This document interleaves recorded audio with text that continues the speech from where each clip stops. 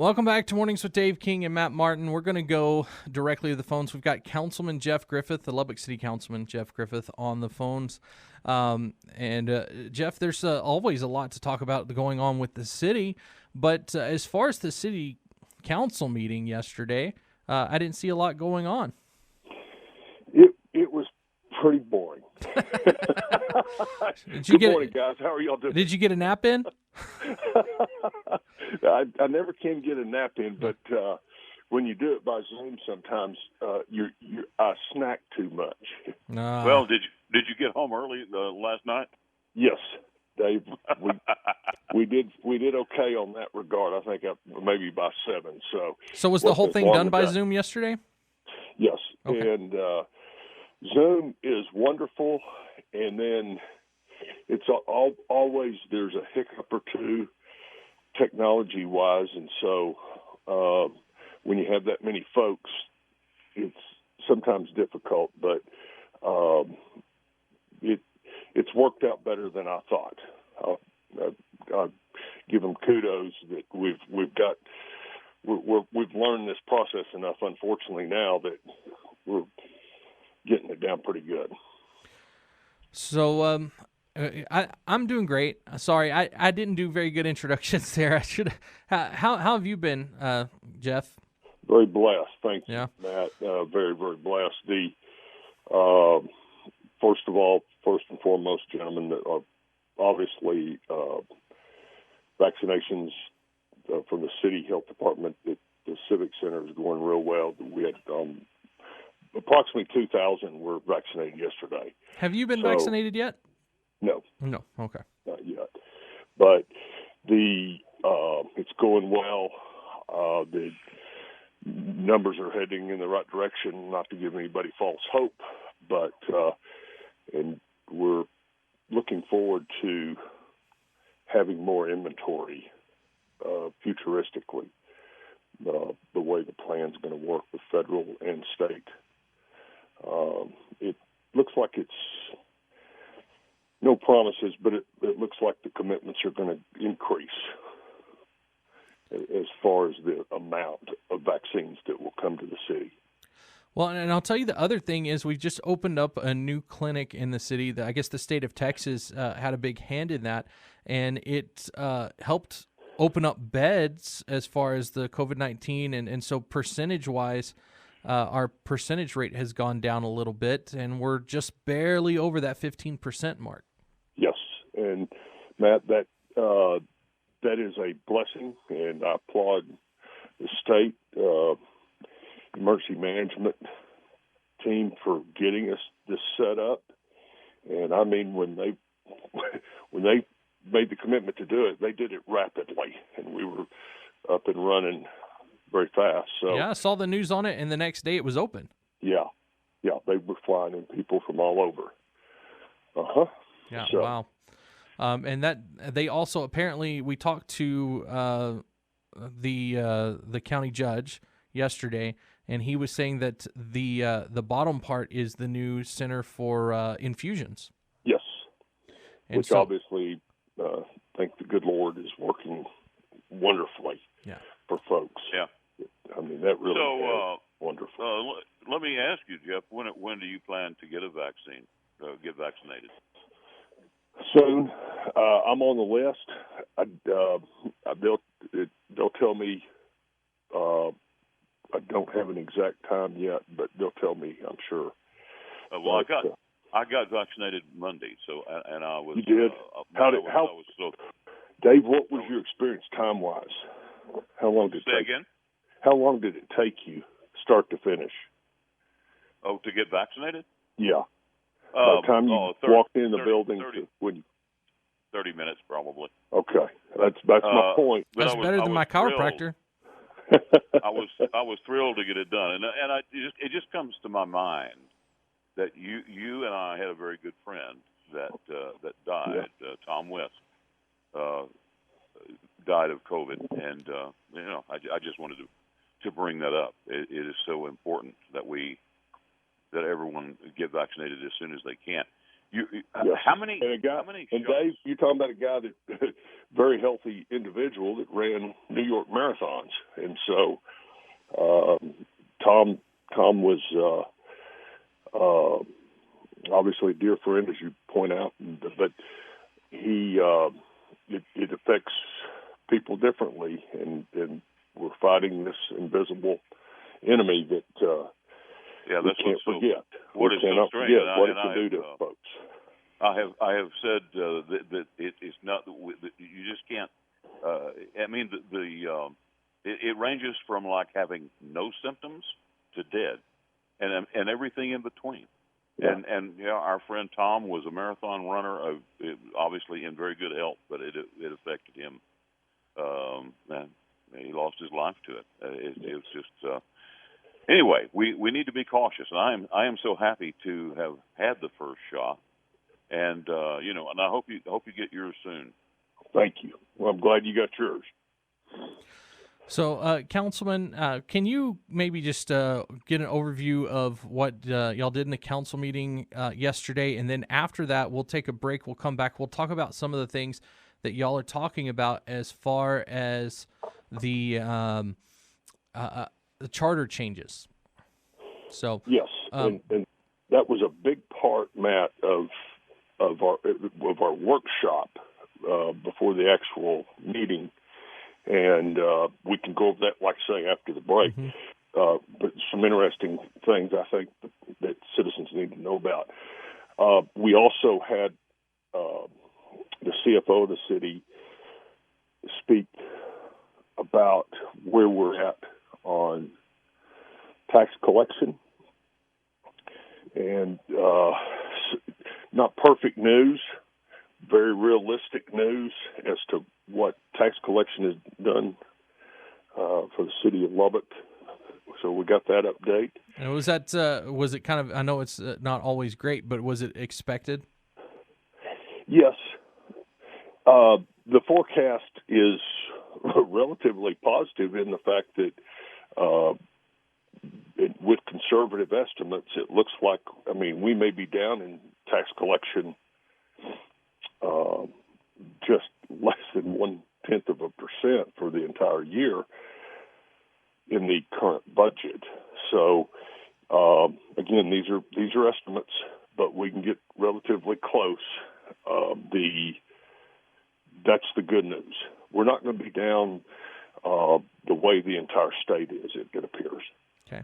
And so I talked to you a little bit before on the phone, and one of the things that I was going to ask was about this company that y'all are doing some work behind the scenes. You said you couldn't talk about it. So I just have one question that I think you might be able to answer. Is Lubbock looking at multiple companies coming in, or is it just one that we're talking to? There's several. Okay, good. Yeah, good question. Yeah, there's several. We've got just as we bring up the tax collection, we've got an economy that even during this COVID pandemic, gentlemen, we've got relatively a stable situation, but still low cost of living. And so growth in workforce is important. Well, and we do have people that can work, even though our unemployment rate's probably fairly low compared to some places that got hit really hard. We do have a workforce that can work if Yes. companies come into Lubbock. Yes. And an educated workforce with Texas Tech and other colleges. Good point. Yeah. That's gonna move the bar upward, I believe. Like I said, we talk a lot about South Plains College moving into downtown Lubbock and with that campus and what's going on there. Yeah. That will help workforce. All right. Well, Councilman Griffith, we do have to take a quick break. We'll come back. We'll kind of find out what y'all are looking at as far as the city charter. Okay. All right. We'll take a quick break. Mornings with Dave King and Matt Martin. We'll be right back. Welcome back to Mornings with Dave King and Matt Martin. We're going to go right back to the phones with Councilman Griffith, Lubbock City Councilman. And Councilman Griffith, I do want to talk a little bit about charter changes as far as something that y'all are looking at, but I've got a specific question about it. Is there any talk at all of giving the councilman as well as the mayor a paycheck? That was discussed yesterday, and we received data that shows in many other Texas cities what mayors and council members make. However, remember, this isn't really the council's decision. It's the way the charter is written, and remember, this document was created in 1917. Right. So that says that it's always a vote of the citizens. Right. Which I agree with 100%. Well, I'll tell you, the reason why I ask is because I am 100% behind. I'm very conservative.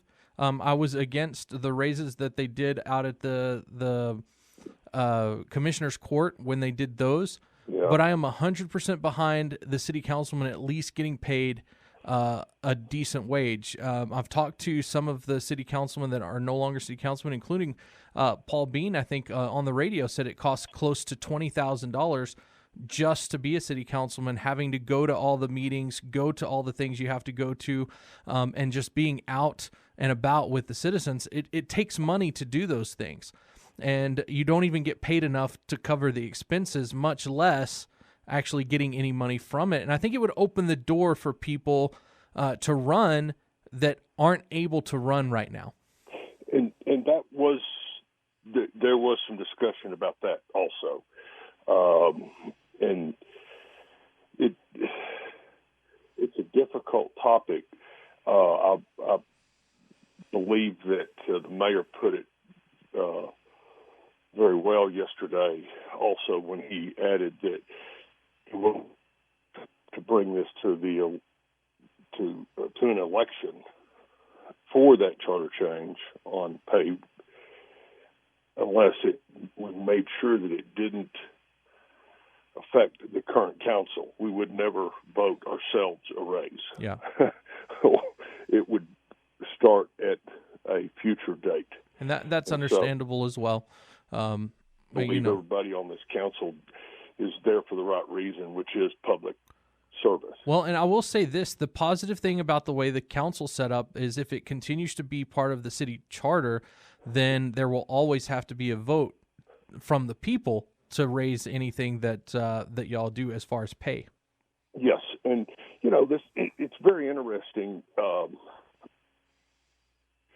y'all, but when you look at this 1917 document, it's actually very, very well written, even though there's many parts of it now that are outdated. And just because changes in technology, and so there's a lot of cleanup that out about it, that 100-year-old document. But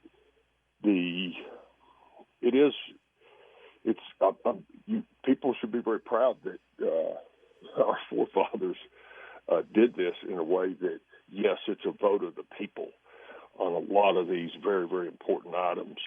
And so I think it really speaks well for Lubbock in its past. There you go, Councilman. We have a texture this morning. I think he's being a little bit facetious. He wants to know if we had plenty of security on hand to protect Latrell Joy last night. Anyway, I want to bring this up. What can you tell us about this situation of security being sent to Abilene with Latrell Joy? What is all that about? What can you say? The decision was the police chief, and that's under his purview. I believe he felt like there was a concern. I don't think it was a VIP escort, not at all. I don't think Ms. Joy was involved in that to set that up. First, and remember that we still provide over 300 times. We provide free service to funerals. And out of respect to those. Okay, Councilman, I'm very sorry. We only have 5 seconds. Can you hold over to the next break? Welcome back to Mornings with Dave King and Matt Martin. We are broadcasting from Thacker Jewelry Studios.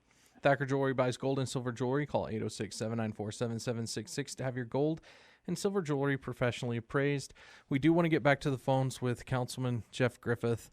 And Councilman, we were kind of in the middle of talking about what kind of charter changes that y'all may be looking at, other than pay increases for the $25 you would get per month. And of course, you said that would be after the councilmen that are there left office. What are some of the other things that y'all are looking at? Some of the cleanups over many decades there's only been a few charter changes in the past, Matt, but some of those cleanups that deal with very outdated, one's kind of that's more recent is the fact that when the city's citizens voted to give back the Coliseum to Texas Tech, Coliseum Auditorium. So, that whole paragraph is something that could be taken out because there's no need for that anymore. So there's some of it that's direct like that, and some of it that has to do with state law. And remember, state law always will trump the city ordinances and city charter usually. So we don't have some of that today, even though we've got stuff on the books, you might say this is how we do it. The state of Texas says no, this is how we do it. And so the state, out of respect to the way our wonderful state works and with the city governments, with municipalities, we have a very well-run state, I believe, but we have a situation where, remember, those will take precedent. Yeah. And so some of this is just cleanup. Yeah. And speaking of that, are there any legislative priorities that the city of Lubbock has? The extension of I-27 is the top priority, no doubt about it.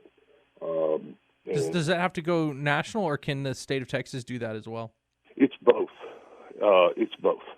So to go the next step and get funding for that extension, you're dealing with not just our state, you're dealing with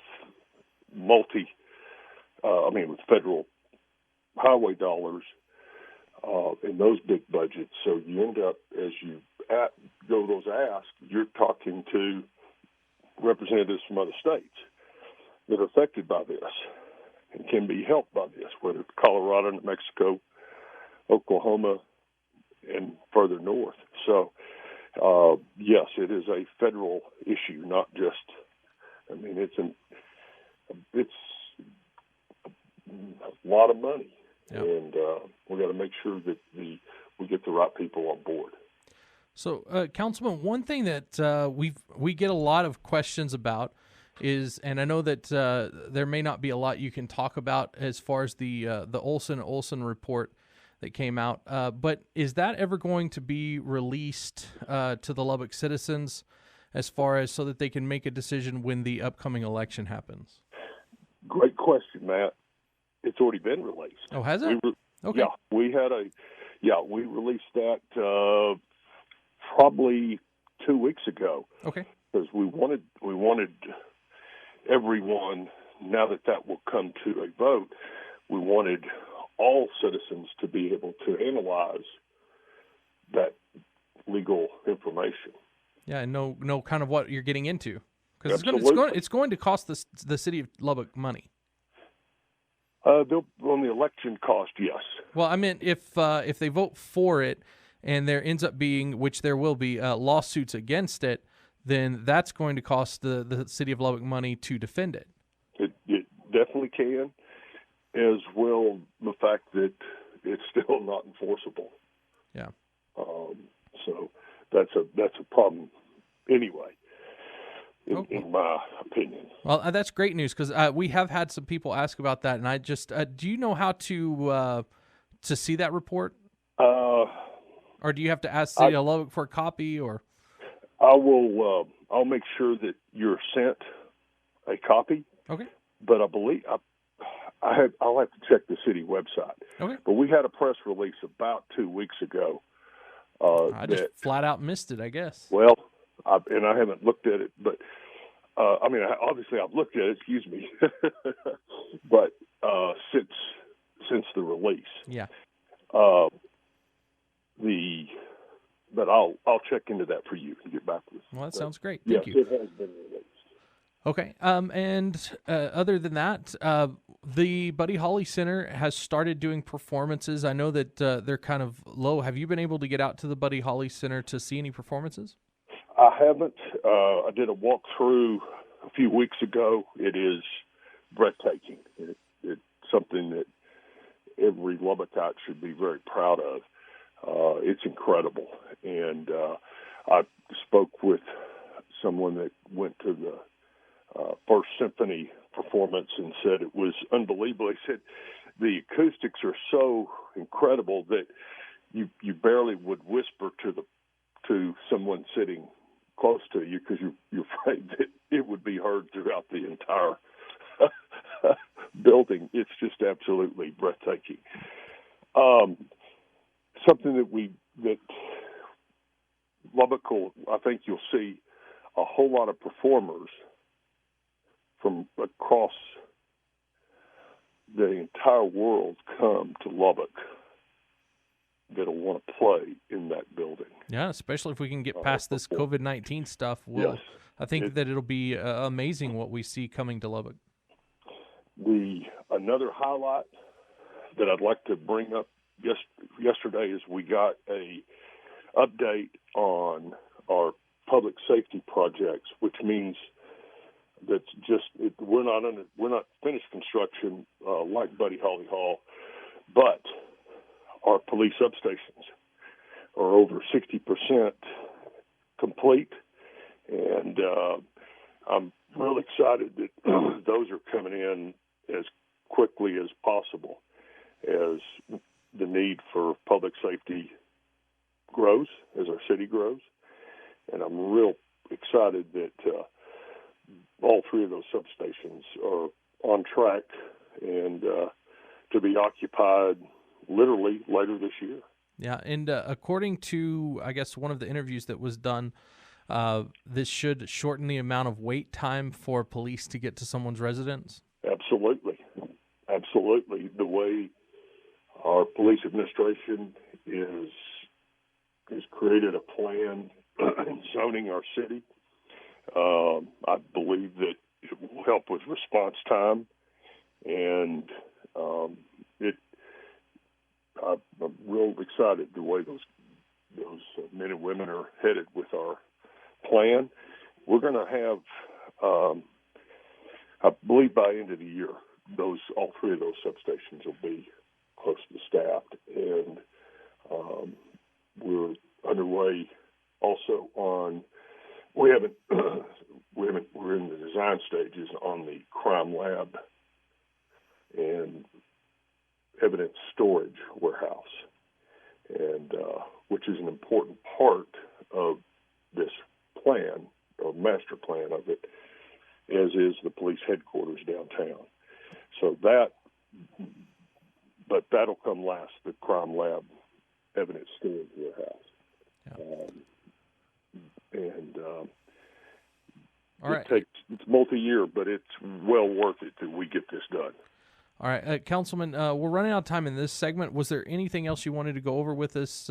Did you want to wait over one more segment? If you'd like, that's up to y'all. Okay, let's go ahead and take a quick break, and we'll hold you over one more segment, and we've got a few more things, I guess, to talk about, and okay. we'll get you out of here after that. Thank you so much, Councilman Griffith. We'll be right back. Welcome back to Mornings with Dave King and Matt Martin. We're going to go right back to the phones with Councilman Jeff Griffith, Lubbock City Councilman. And Councilman, I did have one other question I wanted to ask, and that is about the homicide rate. I know the homicide rate has gone up, and some other violent crime rates have gone up. Some of that's expected as Lubbock grows, but is there any talk about ways to maybe try to curb that at all, and with the city council? Yeah, that number is not in our favor as far as the homicide rate. Remember that we've changed. Part of that's due to the way that our police administration documents the data. In the past, we've used one formula, and now we've gone to what the FBI uses, which obviously nationwide is more of a standard. And when we have the vehicular homicides, those numbers were not counted. They were counted in accidents and not homicide. Right. So does that include like a drunk driver kills somebody that would become a homicide? And I believe there was 5. Chief Mitchell gave us this data. There was 5, my recollection, that were added to our homicide number that previously weren't counted. And that's sad that we had 5, but that ups it somewhat. Yeah, but to your point, we would still be double the rate from last year either way, right? Yes, we are, and I'm trying to pull that data up as we speak. But the real point is that COVID has not helped us with this, because we've had some incidents, I believe, that where like domestic type things. Exactly. And so that's the sadness of it. I hope this is just a one-time bad mark on our yearly count, but it is not it's something that I go back to when we were talking before the break. Gentlemen, as our city grows, we've got to take care of it better, and that means improvement with police. We will be constantly trying to add to staffing, but also giving them the facilities that they need and the equipment they need to do the work. It is job number one, is public safety, the city council. And so I'm glad we're doing what we're doing. It's never enough, but I believe we're headed the right direction. So, Councilman, when you talk to these companies that are looking at moving to Lubbock and they come to you or the board that works with that, do they ever mention the crime rate as a problem? I'm sure that is discussed. I've never, in my discussions, I don't think I've ever had that come up.